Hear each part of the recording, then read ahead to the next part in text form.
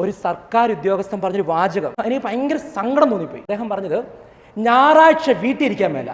കുറേ ഇൻഷുറൻസ് ഏജന്റുമാർ, കുറേ ഡയറക്റ്റ് സെല്ലിങ്ങുകാർ, കുറച്ച് ഡയറക്റ്റ് മാർക്കറ്റിംഗുകാർ, ഇവരെല്ലാം വന്നോണ്ടിരിക്കുക. ഇവന്മാർക്കൊക്കെ വേറെ പണിയെടുത്ത് ജീവിച്ചൂടെ?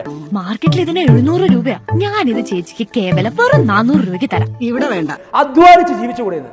ഞാൻ ആ മനുഷ്യനോട് പറഞ്ഞ് ഇത്രേ ഉള്ളൂ, സാറേ കേരളത്തിൽ ഇപ്പം 3.5 കോടി, കൃത്യം പറഞ്ഞാൽ 3.6 കോടി ജനങ്ങളാണ്. അതിനകത്ത് അധ്വാനിക്കുന്ന ഒരു 2 കോടിക്ക് മുകളിലുണ്ട്. സർക്കാർ ജീവനക്കാർ 5.4 ലക്ഷം ഉള്ളൂ.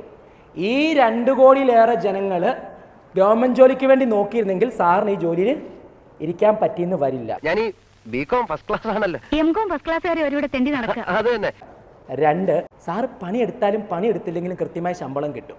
നല്ല ആത്മാർത്ഥമായിട്ട് പണിക്ക് ഒത്തിരി പേര് ജോലിയുണ്ട് കേട്ടോ. പക്ഷേ ആ എടുക്കാത്ത ആൾക്കും കൃത്യ ശമ്പളം അതുപോലെ തന്നെ കിട്ടും. ഏസോർണോ? ഈ കച്ചവടക്കാരുണ്ടല്ലോ, അവൻ്റെ അധ്വാനം കൊണ്ട് മാത്രം പൈസ ഉണ്ടാക്കുന്നവനാ. അതുകൊണ്ട് തന്നെ നിങ്ങൾ നോക്കിക്കോ, കച്ചവടക്കാർ ഒരാളെ വെറുപ്പിക്കത്തില്ല. ബുദ്ധിയുള്ള ഒരു കച്ചവടക്കാരും വെറുപ്പിക്കില്ല. അവൻ 10 മണിക്ക് കട അടയ്ക്കാൻ നിൽക്കുന്ന സമയത്ത് ഒരാൾ ഓടി വന്നാലും അതിനിപ്പോൾ എന്താ സാധനം തരാമെന്ന് പറയും.